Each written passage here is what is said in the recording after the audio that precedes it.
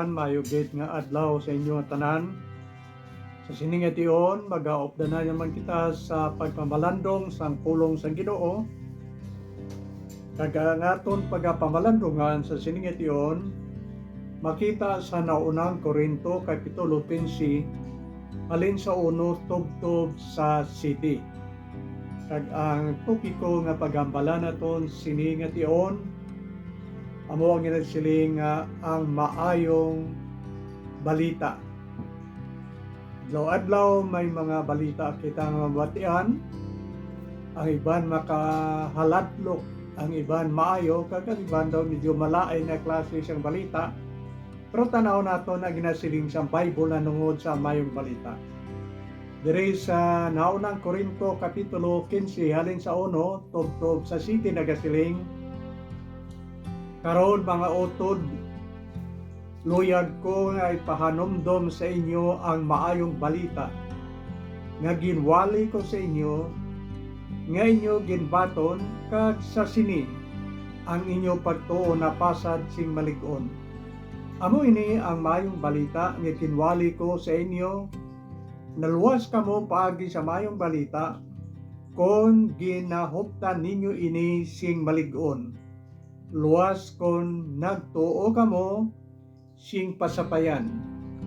Ginpalinton ko sa inyo ang isa ka butang nga labi pa ka-importante nga ako nabaton. Si Kristo napatay tungod sang aton mga sala, suno sa mga kasulatan. Ginlubong siya kag ginbanhaw sa ikatatlong adlaw, suno sa mga kasulatan. Nagpakita siya kay Pedro kag sanguli sa 12 ka mga apostoles. Sa tapos ini nagpakita siya sa sobra sa 500 sang iya mga sumulunod sing tingob, nga ang iban kalabanan sa ila buhi pa, kag ang iban patay na. Sanguli nagpakita siya kay Santiago kag dayon sa tanan nga mga apostoles. Ini amo ang pulong sang Ginoo. Kagaton ini patugsilingan sa sinigid nga tion agod nga mabal-an naton kung ano ang ginasiling sa Bible nga maayong balita. Akon lamang i-expound jotay ang maayong balita nga ginasiling sa Bible. Ang maayong balita amo ini ang ginasiling nga paglansang kag pagkapatay ni Kristo, ginlubong kag si katatlong adlaw na banhaw siya. So amo ina ang mayong balita nga si Kristo napatay, ginlubong kag nabanhaw. Ina amo ang ginasiling sa Bible nga maayong balita. Mayong balita ini tungod kay kung ang tao magtuo sang hugot nga si Kristo ginlansang kag napatay kag ginlubong kag nabanhaw siya.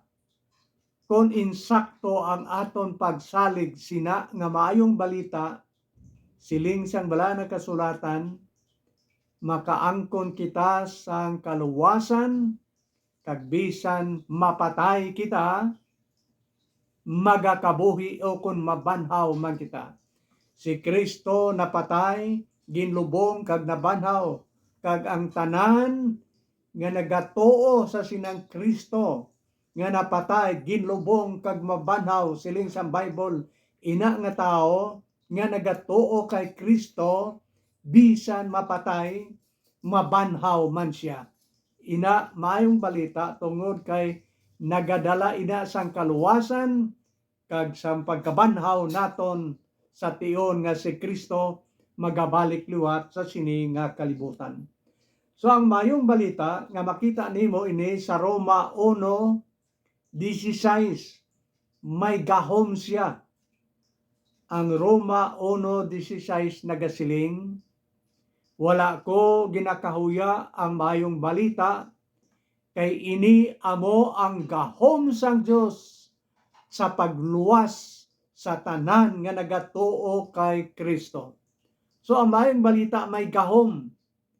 May gahom siya sa pagluwas sa tanan nga mga tao nga nagatuo sa sinang Kristo nga naghalad siyang kabuhi sa cross nangin matay agod mabayran ang aton mga kasalanan kag ginlubong siya kag nabanhaw sa ikatatlo nga adlaw kag ang tanan nga mga tao sa kalibutan, babay, mga lalaki kag bisan anong rasa sang tao, kung magtuo siya sa sinang Kristo nga napatay, ginlubong kag nabanhaw siling sa Bible, makaangkon siya sang kaluwasan, siya yang kalag kag sa katapusan nga adlaw sa tiyon ng Kristo magabalik liwat, ina nga tao mabanhaw siya tungod kay si Kristo napatay kag nabanhaw man siya.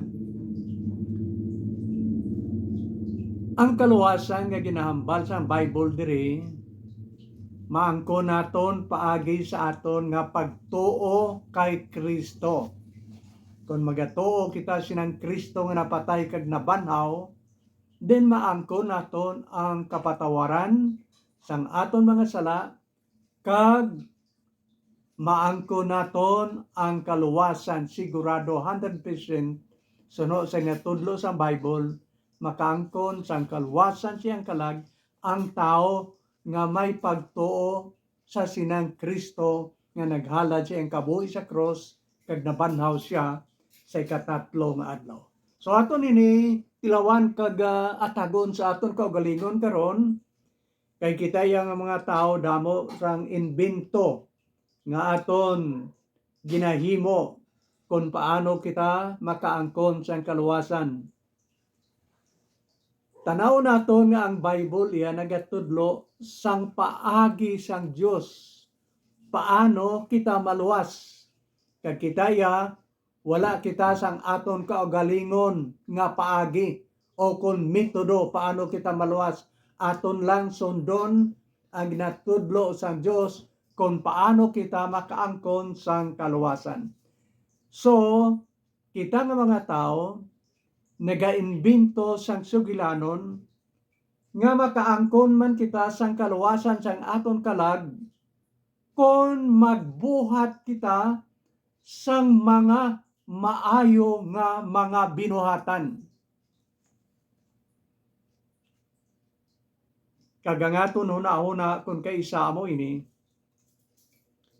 nga ginakilo ang maayong buhat, may kiluhan.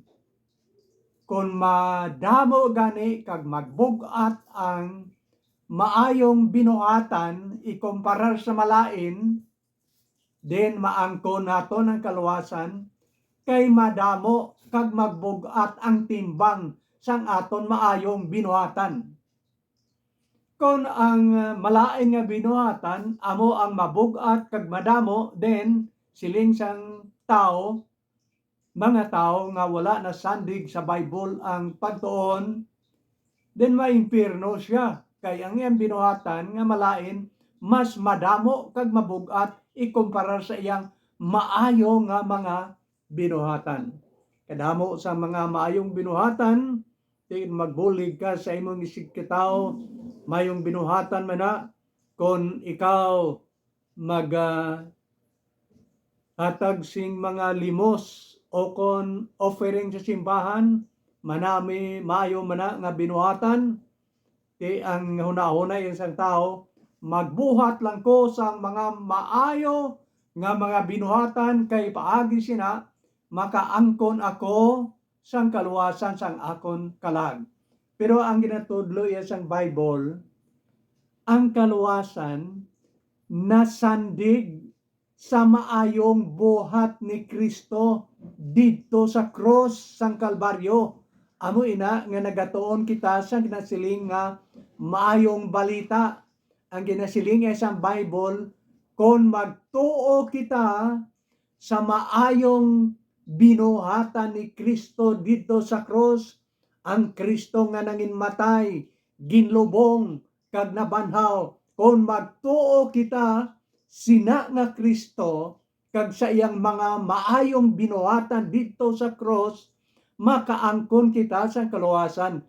hindi paagi sa aton kaugalingon nga mga binuhatan, mga utod. Kung ang tao makaangkon man lang sang kaluwasan sa iyang kabuhi, siyang kalag, paagi sa iyang maayong binuhatan, si Kristo wala na nagkari sa pagpanginmatay sa aton. Ang iya na lang himuon, sugoon na lang kita nga maghimo kung ano ang gusto niya nga aton himuon agod maluwas kita. Pero nagkari siya kay nakahibalo siya nga hindi kita makaangkon sang kasiguruan, sang kaluwasan, sang aton kalag kung hindi siya maghalad siyang kabuhi sa cross kag magpatulo sa iyang hamili nga dugo. Kay ngayong hamili nga dugo amo lamang ang makatinlo sang tanan nga sala sa mga tao sa kalibutan. Kabangdanan nga nagkarigid siya kay nabal-an niya nga hindi kita sarang makaluwas sang aton kaugalingon paagi sa mga maayong buhat nga aton pagahimuon. Kagamo ini ginatudlo sang Bible. Sa Isaiah kapitulo 64 versikulo 6 dira matalupangdan naton nga ang tanan naton nga mga maayong binuhatan sa mata sang Dios katulad sang trapo nga mahigko. Di kung daw trapo nga mahigko, paano ina nga aton ipahid sa aton sala ang aton binuhatan. Kay nga aton mga binuhatan, bisan maayo pa sa aton pamatyag sa mata sang Ginoo, ina hindi makasarang sa pagluwas aton kay ang aton mga binuhatan mahigko sa iyang atubangan. Ang ginabaton lamang sang Amay, amo ang maayong buhat ni Ginoong Jesucristo dito sa cross. Kabangdanan nga nagsaling siya nga si San Pablo nagsiling, wala ko ginakahuya ang mayong balita, ang kamatayon, paglubong, kag pagkabanhaw ni Kristo. Kay ini amo ang gahom sang Dios sa pagluwas sa tanan nga mga tao nga nagatuo kay Kristo. Kung sa aton pa, ang aton kaluwasan nasandig sa maayong buhat ni Kristo, hindi sa aton kaugalingon nga mga binuhatan. Aton tuohan kag batonon ina nga Kristo, kay ang iyang maayong binuhatan amo ina ang sarang makaluwas sa aton. Kaya ang iyang maayong buhat dito sa cross may gahom sa pagluwas sa tanan nga mga tao nga magatuo sa iya. San Pablo, sang diri pa siya sa nota, nagsulat siya sa mga tao dito sa Roma. Kagini makita nimo ang sinulatan sa Roma kapitulo 10 halin sa 1 pakadto sa 4. Nagsiling siya, mga kautoran, suno sa iyang sulat, siling niya, buot ako kuntani ngang akon kasimanwa makaangkon sang kaluwasan. Kag siling ni San Pablo, nakaibalo ako nga mapisan gid sila, tama sa ila kapisan ang iyang kasimanwa nga mga Hudiyo. Mapisan sila sa pag-alagad sa Dios, pero nagsala sila kang ilang pagkilala amo nga ang ilang maayong binuhatan amo ang makaluwas sa ila. Gusto ko gid siling ni San Pablo nga makahibalo sila sang paagi sang Dios kung paano sila makaangkon sang kaluwasan sang ilang kalag. Kagambuot ni San Pablo silingon sa ila amo ini nga ang paagi sang Dios agud sila makaangkon sang kaluwasan amo nga magsalig sila kay Kristo, ang Kristo nga naghalad siyang kabuhi sa krus kag ang iyang binuhatan sa krus. Amo ang sarang makaluwas sa ila kag sa aton tanan. Pero si San Pablo nagsiling, nagsala gid sila kay nagsalig sila nga ang ilang maayong binuhatan amo ang makaluwas sa ila. Handom ko gid siling ni San Pablo sa iyang kasimanwa nga mga Hudiyo nga makaangkon sila sang kaluwasan sang ila mga kabuhi paagi sa pagtuo kay Kristo. Kag siling niya, sala gid ang ila pagkilala nga ang ilang maayong buhat amo ang makaluwas sa ila. So amo na ang tudlo sang Bible sa aton subong nga ang kaluwasan nasandig gid lang sa aton pagtuo dira kay Kristo kag wala sing labot ang aton mga binuhatan. Kay man kon ang tao makaangkon sang kaluwasan suno sa iyang binuhatan, magapabugal siya kag magsiling, kita mo naluwas ako, kiti maayo ako yang nga tao, hindi man ako bugalon para simba man ako, dako yang amot o kon offering nakon sa simbahan, ginapabugal niya ang tanan. Dapat ang aton ipabugal. Kung gusto gid man nimo nga magpabugal, ang aton ipabugal amo ang maayong buhat ni Kristo.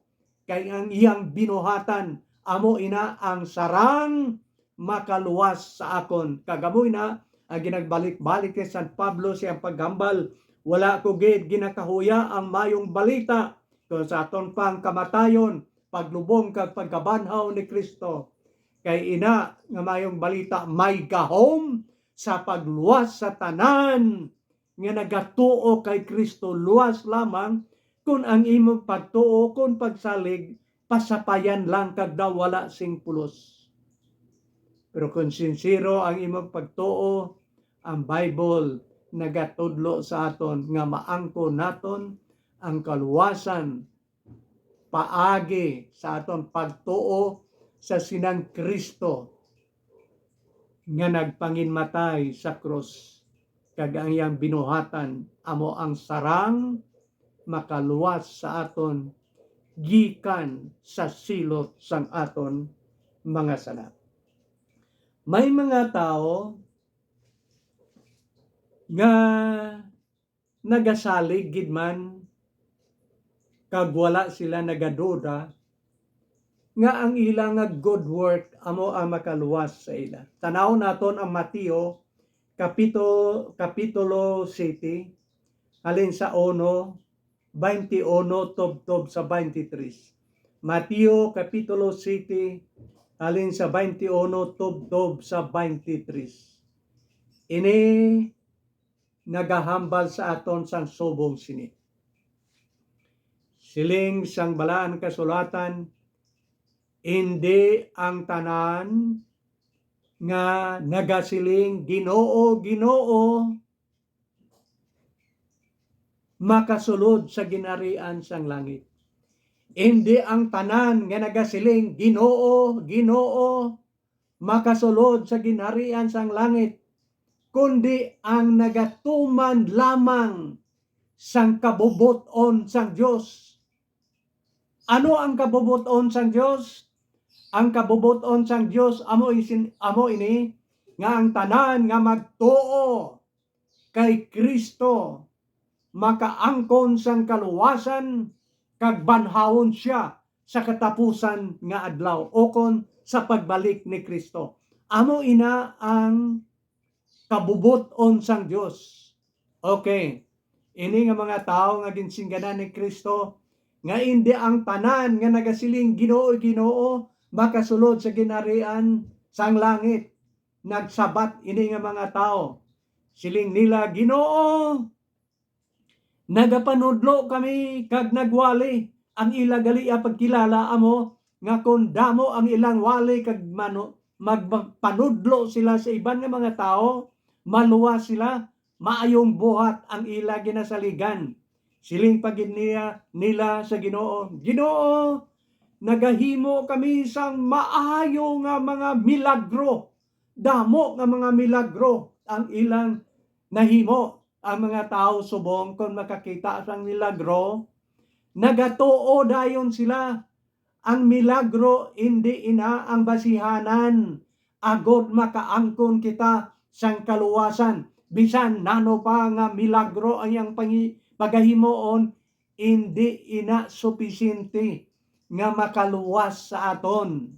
Kag nagsiling pagid ini nga mga tao nga ginsingganan sa Dios, hindi ang tanan nga nagasiling Ginoo, Ginoo makasulod sa ginarian sa langit.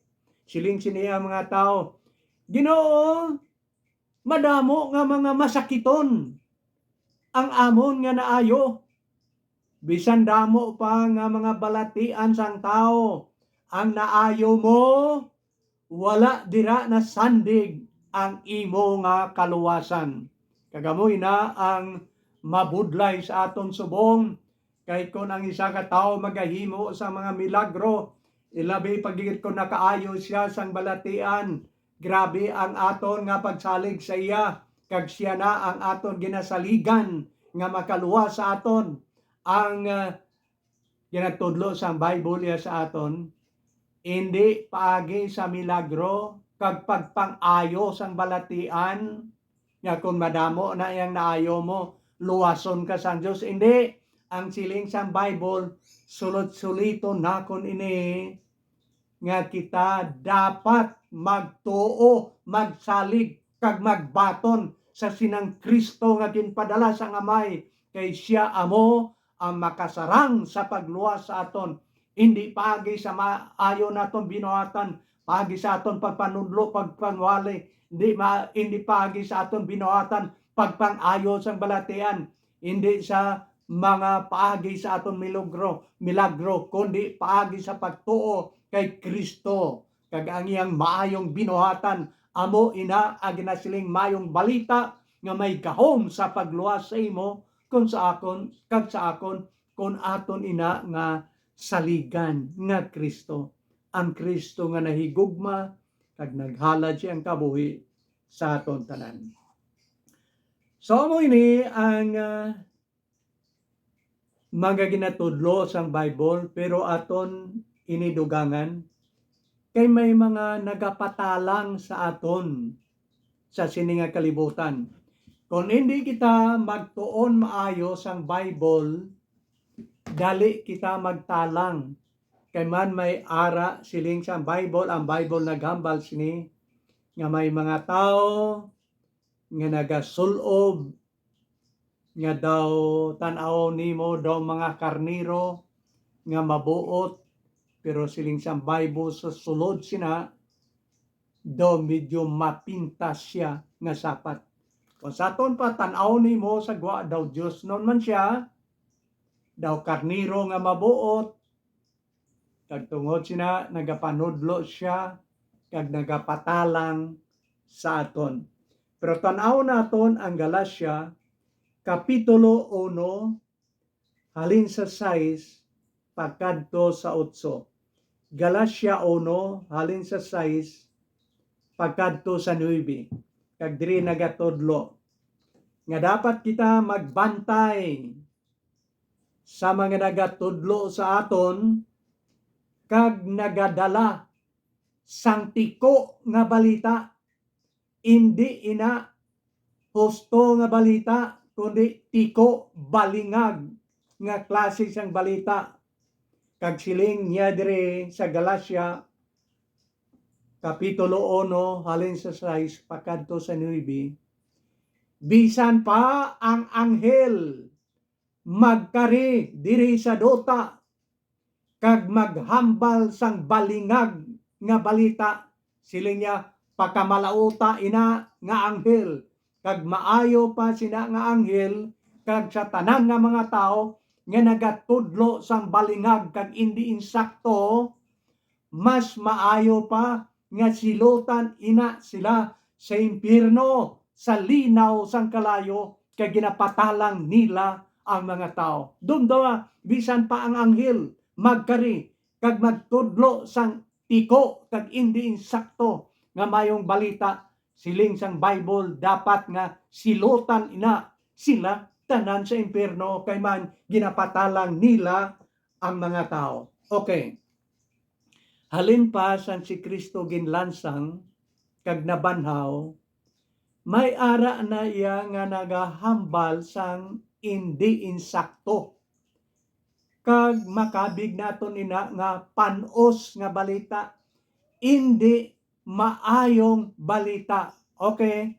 Ang mayong balita iya nga si Kristo ginlansang kag napatay.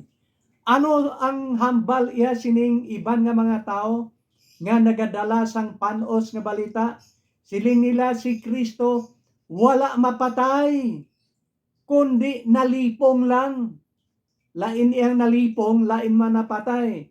Tungod kay nalipong lang si Kristo dito sa cross, na-revive o kon naumpawan siya. Karon sang ginlubong na siya, kay nalipong man lang, way man napatay, dito sa lulubngan, siling sini mga tao nga nagadala sang piki nga balita, naumpawan si Kristo dito sa sulod sang lulubngan. Kag tungod kay na-revive siya kag naumpawan, nagwa siya sa lulubngan, kag ginwali sa mga apostoles nga nabanhaw siya. Pero siling lang ang tuod lang, wala gid iya nabanhaw si Kristo, kundi nalipong lang kag naumpawan. Ina amo ang panos nga balita, kag ang siling sang Bible, kon may magkare bisan pa ang anghel halin sa langit kag maghambal sang iban nga balita, mas maayo pa ina nga manugwali silutan sa impyerno. Okay. Ano pa gid ang balita nga panos nga ginalubag kag ginapatiko ang mayong balita? May mga tao halin pa sang una sang nabanhaw si Kristo kag na-record sa mga libro pero wala na record sa Bible. Ang ato niya, sundo naton ang Bible kaysa iban nga mga witi-witi nga istorya nga wala napagkit sa balaan nga kasulatan.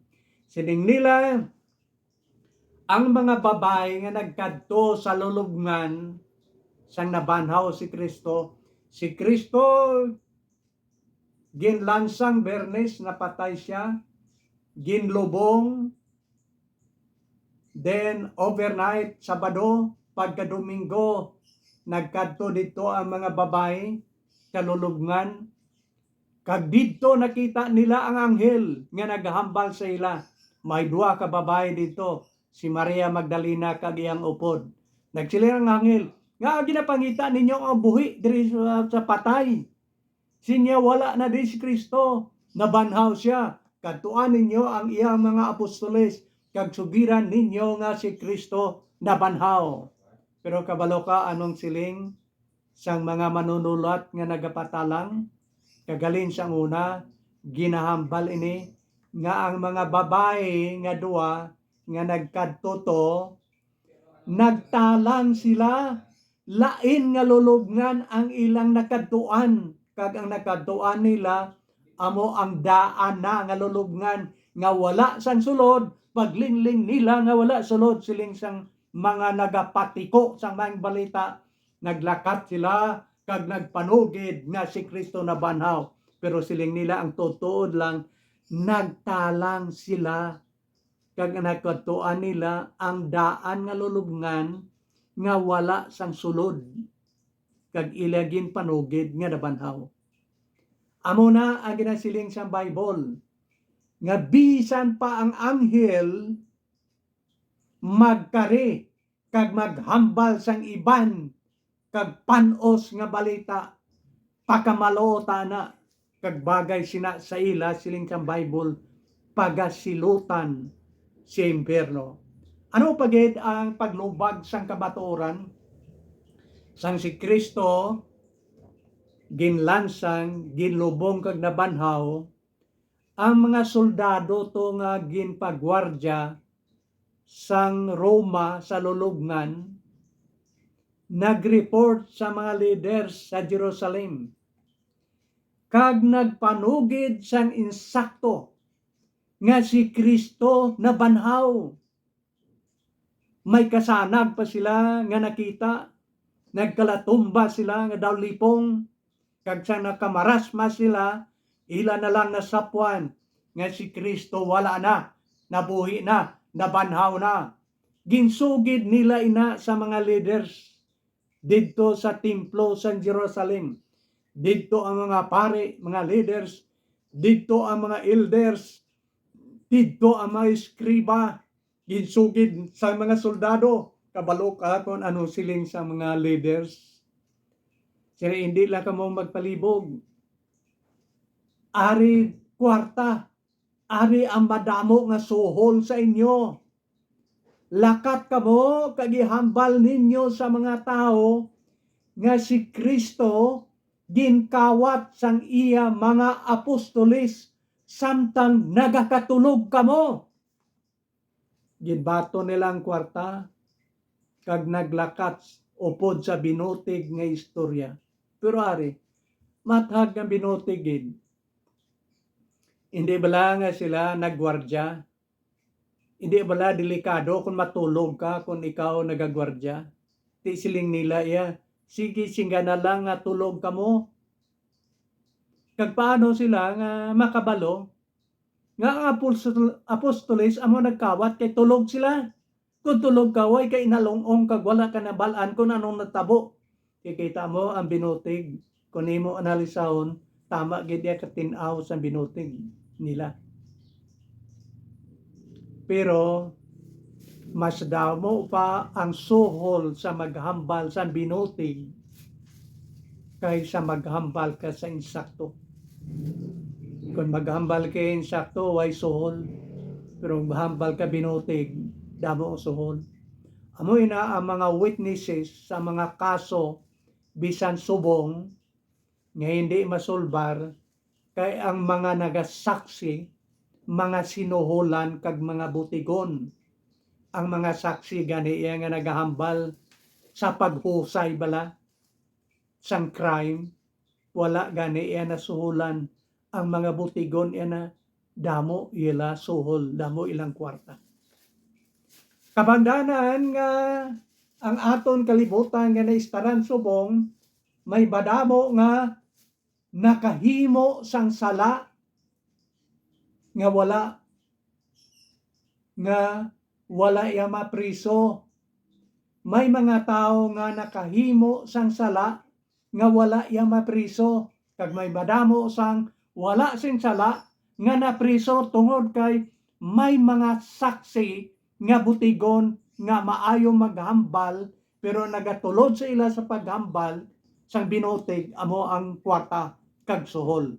Kag mo na ang problema. Halin sang una, tubtod subong, ang nagsaksi nga damo suhol, amo ang mga butigon nga saksi nga si Kristo wala mabanhaw. Pero ang ginsugo yan ni Kristo nga magsaksi, gintipon iyang mga apostoles, kag nagsiling, lakat kamo, kag iwali ninyo ang mayong balita, kag ato na balaan mayong balita, amo nga si Kristo napatay, ginlubong kag nabanhaw, kag magtuo sa iya bisan mapatay, pero mabuhi siya.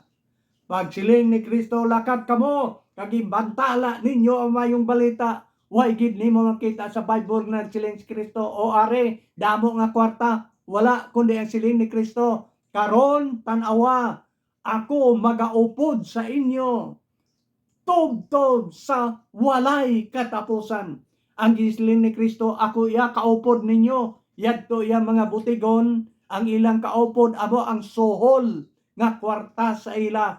Amo inang kabangdanan nga tubtob subong, nagpangibabaw ang kamatuoran nga si Kristo napatay, ginlubong kag nabanhaw tungod kay si Kristo nagaupod sa mga tao nga nagabantala sang maayong balita ni Kristo.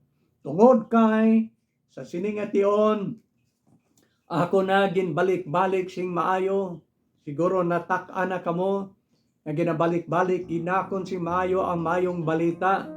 Kagina nasilsil na sa aton huna-huna.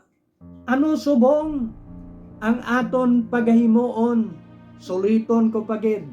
Ang aton himuon subong amo nga tuuhan naton ina nga Kristo, buksan naton ang aton mga tagipusoon, kag batonon naton siya.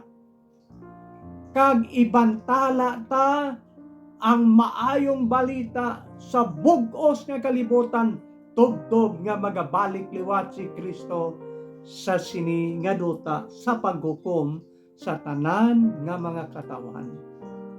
Ang mayong balita may gahom sa pagluwas. Kung ikaw kag ako magtuo kay Kristo, ang ginhalinan kag tuburan sang ginasiling naton nga maayong balita. Kay kung ikaw kag ako magtuo sa sinanga Kristo, ang Bible naton nagatudlo nga bisan mapatay ang tao nga may pagtuo, mabuhi siya liwat o kon mapanhaw siya kag magpakig-upod kay Kristo dito sa langit sa wala sing katapusan. Ang natuturan, mayon madamo gid nga salamat, kagabay nga ang Dios magpakamaayo sa aton.